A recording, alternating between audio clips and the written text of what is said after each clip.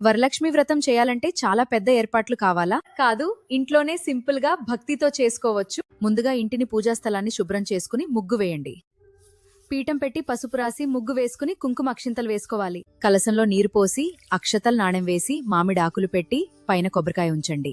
మీ స్తోమత బట్టి అమ్మవారి విగ్రహం తీసుకోగలిగితే ఒకే లేదా చిత్రపటమైన చాలు.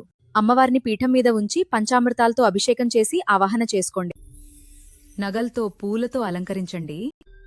ముందుగా గణపతి పూజ చేసి తర్వాత అమ్మవారిని ఆవాహన చేసి పసుపు కుంకుమ అక్షతలు పూలతో పూజించండి. మీ స్తోమత బట్టి అమ్మవారికి బంగారు నాణెం లేదా అమ్మవారి రూపు తీసుకోండి. పూజలో భాగంగా తోరాన్ని పూజించి కుటుంబ సంప్రదాయం ప్రకారం చేతికి కట్టుకోండి. తెల్లం దారం 5 వరుసలు పోసుకుని పసుపు రాసి మధ్యలో రూపు లేదా పసుపు కొమ్ము కట్టండి. దీన్ని కలసం మీద ఉంచి పసుపు కుంకుమ అక్షింతలు వేసి పూజించండి.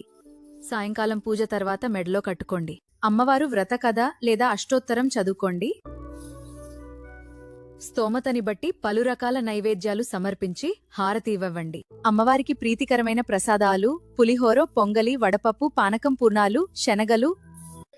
పూజలో ఖరీదైన వస్తువుల కంటే భక్తి శ్రద్ధ ముఖ్యమైనవి. అయితే గుర్తుంచుకోండి, ఇవన్నీ ప్రతి ఇంట్లో తప్పనిసరిగా పెట్టాల్సిన అవసరం లేదు. ప్రాంతం, కుటుంబ సంప్రదాయం బట్టి పూజా విధానం మారవచ్చు. మీ ఇంటి ఆచారం ప్రకారం చేసుకోవడం మంచిది. వరలక్ష్మి అమ్మవారి ఆశీస్సులు అందరికీ కలగాలి. ఇలాంటి మరిన్ని భక్తి వంటింటి విషయాల కోసం MVMAI కుకింగ్ ని ఫాలో చేయండి.